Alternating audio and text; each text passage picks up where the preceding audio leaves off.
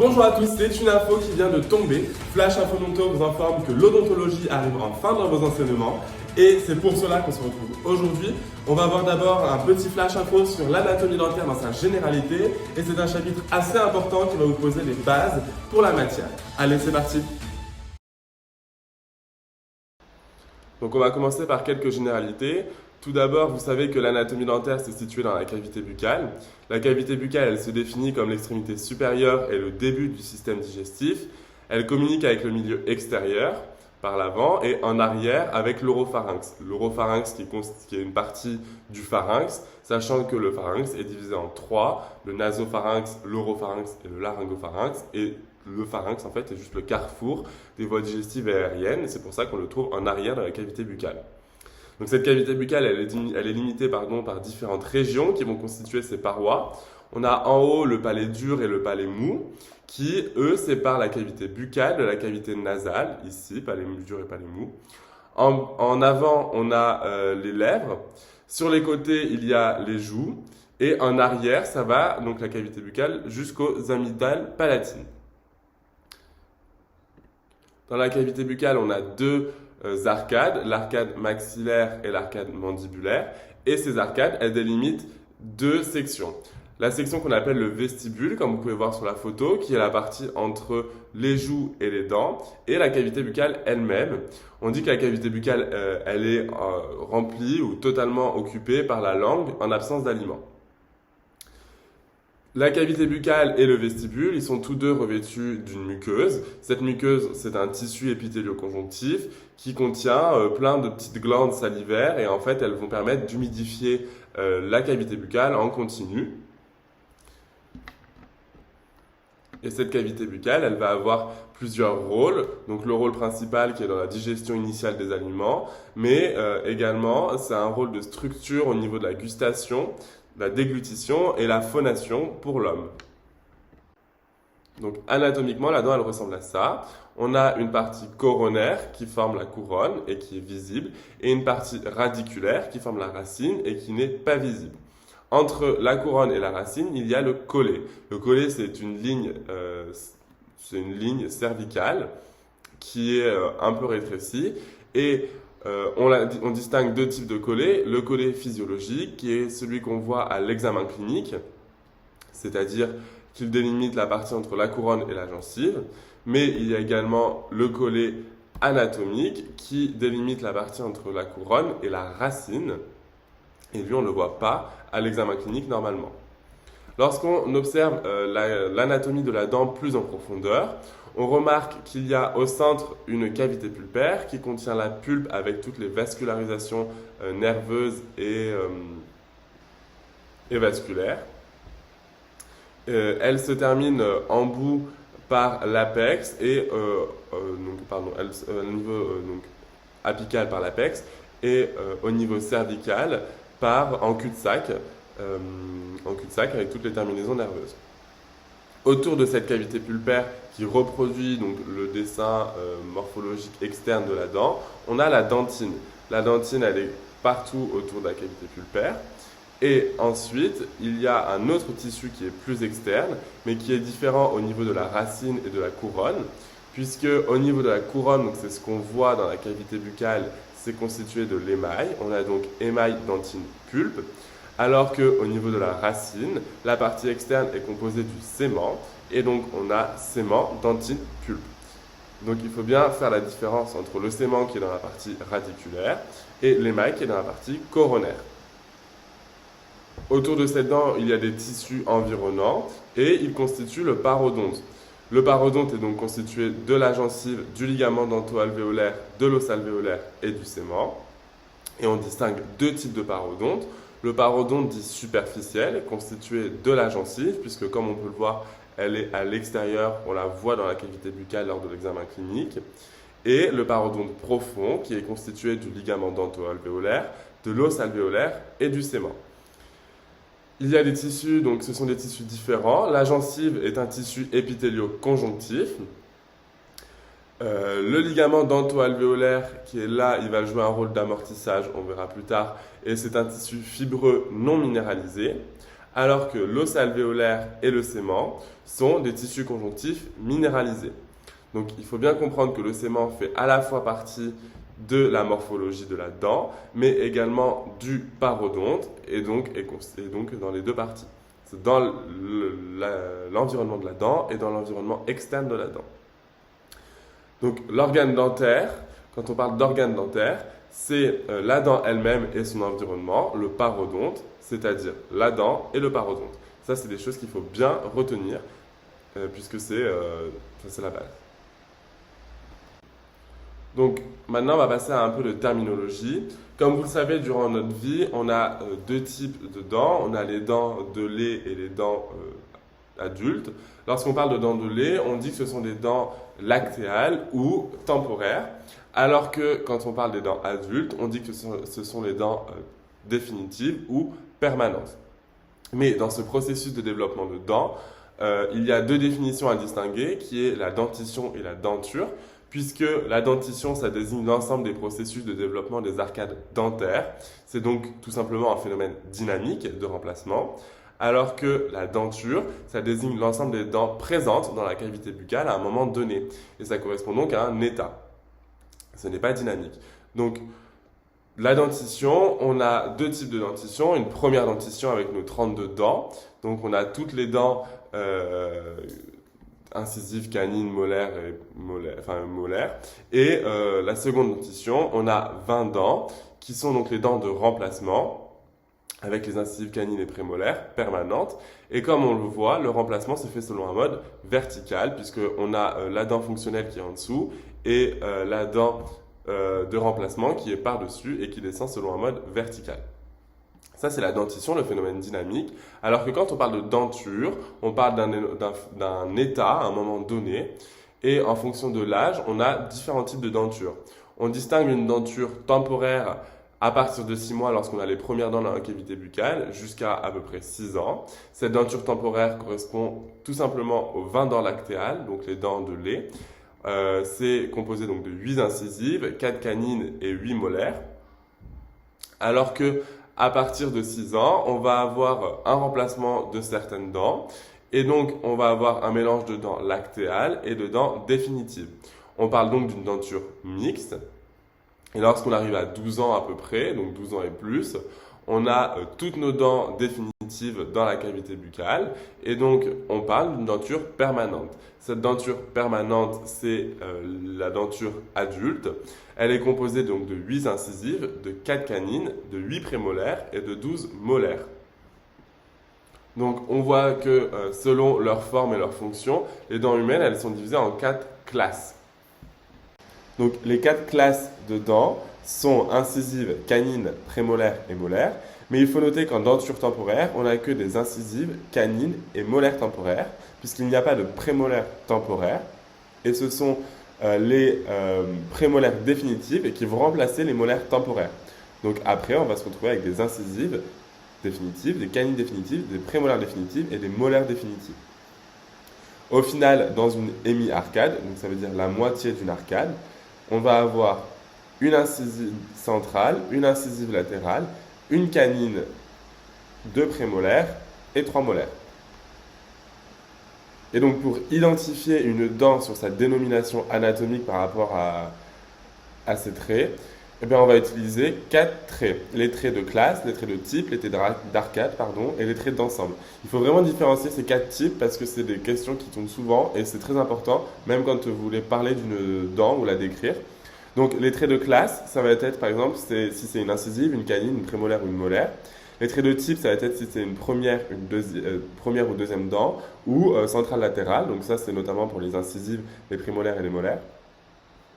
Les traits d'arcade, donc maxillaire, mandibulaire, mais également droite ou gauche. Et les traits d'ensemble, donc temporaire, définitive.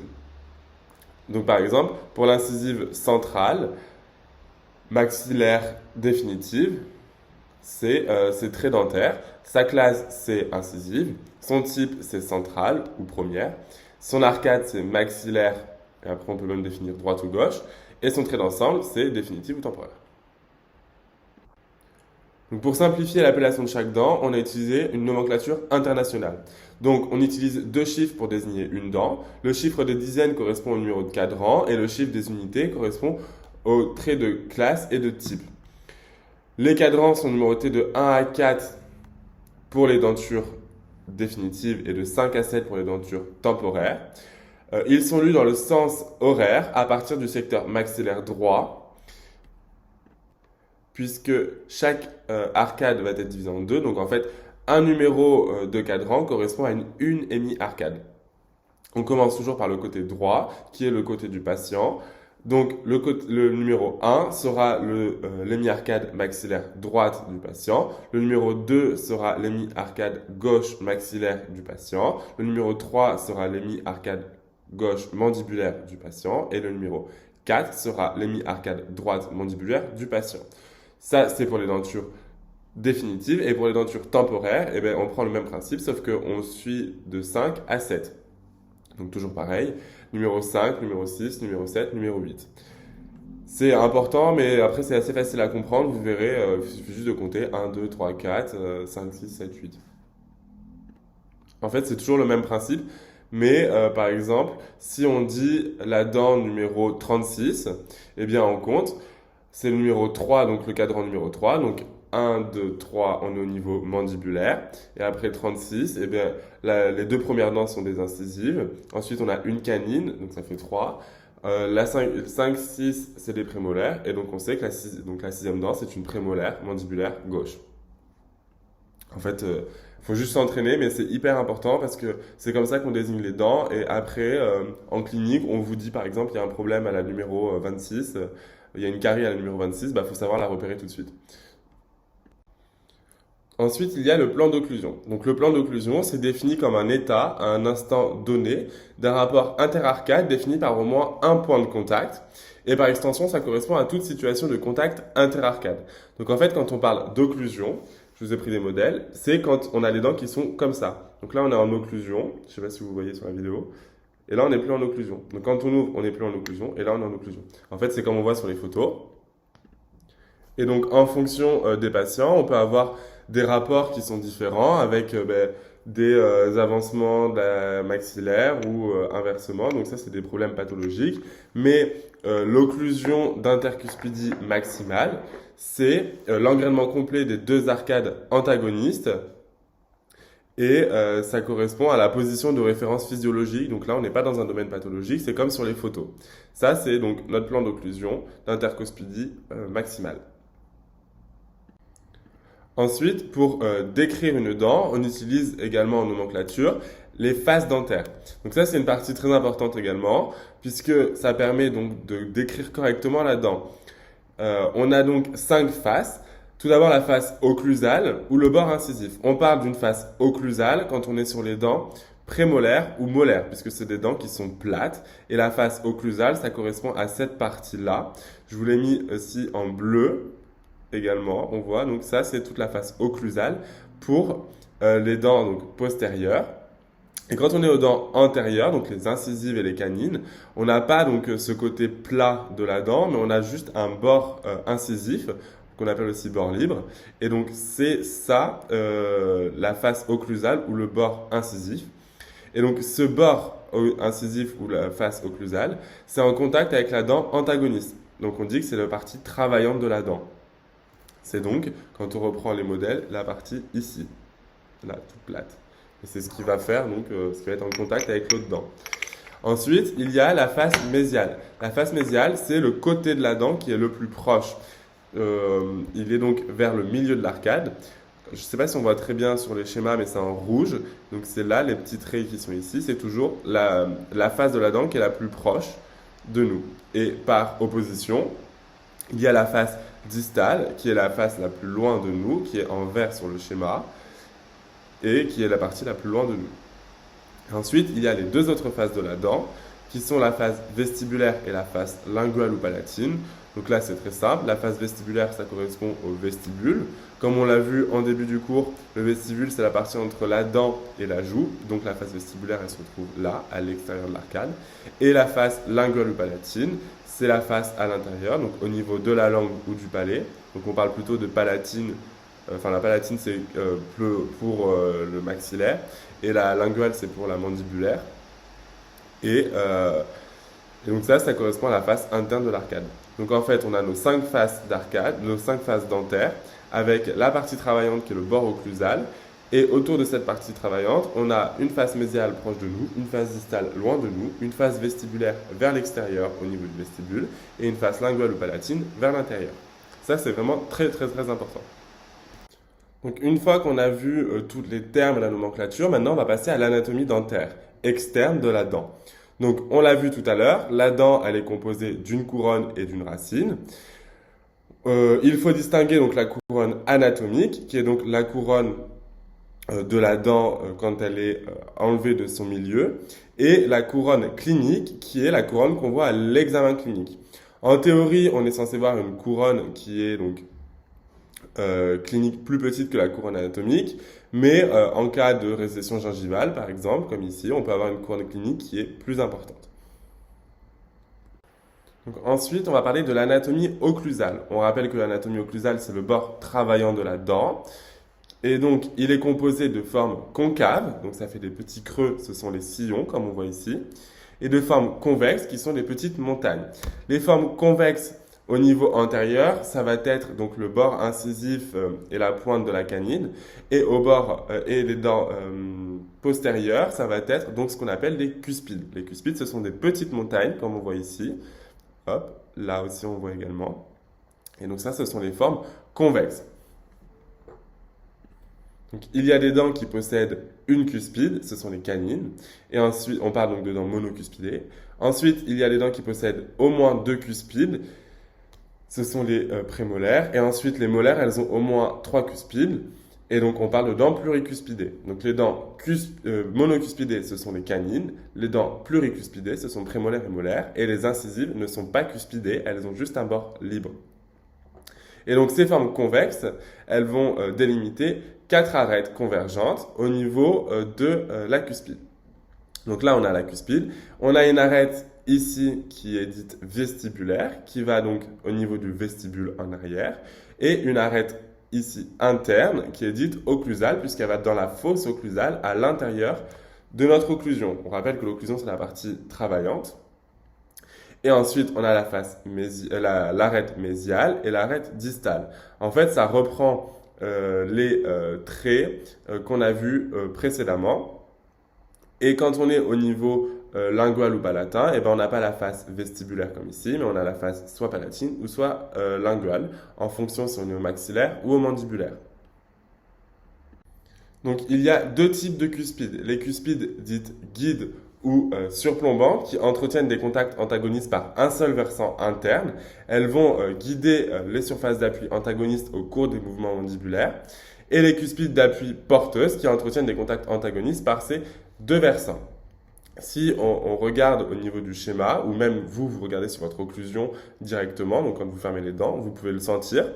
Au niveau mandibulaire, on voit que la cuspide qui est prise par ces deux versants, elle est plus à l'intérieur, c'est la cuspide donc porteuse, elle se situe au niveau vestibulaire. Alors que la cuspide qui est prise par un seul versant au niveau de la mandibule, c'est la cuspide guide et elle est au niveau lingual. Et ça, c'est l'inverse au niveau maxillaire. La cuspide guide prise par un seul versant, elle est vestibulaire et la cuspide porteuse prise par deux versants, elle est palatine. En fait, on le voit sur la photo. Eh bien, la cuspide ici, elle sort, elle dépasse, donc il n'y a qu'un seul versant qui est pris, et donc du coup, elle est guide, et l'autre, elle est pas porteuse. Et à l'inverse, au niveau mandibulaire, les deux versants sont pris au niveau vestibulaire, et donc du coup, la cuspide vestibulaire mandibulaire, eh bien, elle est porteuse. Moi, j'avais un moyen mémotechnique pour retenir, c'est que pour guider, on montre d'un doigt, et donc du coup c'est la cuspide guide avec un seul versant, et la cuspide porteuse, quand on porte un poids, on le porte avec ses deux mains, et donc du coup c'est pris par ces deux versants, comme sur le schéma ici. Et on dit que la cuspide qui est prise par ces deux versants, donc la cuspide porteuse, elle est donc centrée sur la face antagoniste, et qu'elle broie les aliments comme un pilon dans un mortier, alors que la cuspide guide, elle va plutôt protéger les joues protéger les joues et la langue des morsures. Et elles correspondent aux parois du mortier. Donc, si on reprend l'anatomie dentaire externe des dents cuspidées, donc à savoir canine, prémolaire, molaire, on sait qu'elles sont définies comme une pointe cuspidienne issue de la convergence de 4 arêtes. Chaque arête va délimiter un pan. Là, on a un pan, ici on a un autre pan ici et un autre pan ici. Donc, on a 2 pans en interne et 2 pans en externe. Et donc, le rassemblement de 2 pans fait un versant. On a donc un versant externe et un versant interne, comme on voit sur l'image, qui se regroupent au niveau des arêtes mésiales et distales, qui forment une crête. On a donc notre crête ici, qui est donc au niveau des arêtes, avec le versant externe qui est soit vestibulaire ou soit lingual ou palatine, comme ici, ou le versant interne qui est toujours occlusal. Donc, il faut bien retenir qu'une arête sépare le versant externe et interne d'une cuspide en 2 pans, mésial et distal. Pour retenir, je me souvenais que je voyais vraiment comme une crête de coq ou la crête qu'on se fait quand on se coiffe les cheveux. Ça veut dire que ça rassemble 2 versants, on rassemble 2 versants. Et que les arêtes, ça fait comme les arêtes du poisson ici, et qu'elles divisent après les versants en pans. On a donc des arêtes, des crêtes et des versants. Ça, il faut bien retenir la différence parce qu'en QCM, on se fait vite piéger et c'est des notions hyper importantes. Donc maintenant, on va voir une autre notion, ce sont les sillons. Donc quand on prend les dents, on a donc nos cuspides et le rassemblement des cuspides donc forme les versants internes et au milieu, au creux de ces versants internes, donc les formes concaves, ce sont les sillons. Ça, on l'a vu tout à l'heure. Il y a 2 types de sillons. Les sillons principaux qui vont séparer donc 2 cuspides entre elles et qui vont rejoindre les fosses nées à la rencontre des 3 éléments arrondis. Donc soit en direction mésiodistale, donc dans ce sens-là, parce qu'on part de la face mésiale jusqu'à la face distale ici, ou alors en direction vestibulo-linguale. Donc le mésiodistal, c'est celui que je vous ai dessiné en vert, et c'est donc le sillon principal, mésiodistal, et le sillon principal vestibulo-lingual, il est en bleu. Et ensuite, il y a des sillons secondaires, ce sont ceux qui sont dessinés en rouge, et on les voit bien ici. Ce sont des ramifications des sillons principaux qui vont creuser les bombés cuspidiens de manière à améliorer l'efficacité masticatoire. Ces sillons secondaires, en fait, ils vont séparer les versants cuspidiens en lobes, comme on voit là sur la photo, on le voit très bien. Et ils vont remonter sur les versants en s'affinant, en se ramifiant à l'extrémité, au niveau d'ici, pour former une voie d'échappement du bol alimentaire et éviter les interférences occlusales avec les différentes cuspides lors des mouvements de la mandibule. Donc si je répète, on a le sillon principal mésiodistal, le sillon principal vestibulo-lingual et ensuite les sillons secondaires en rouge.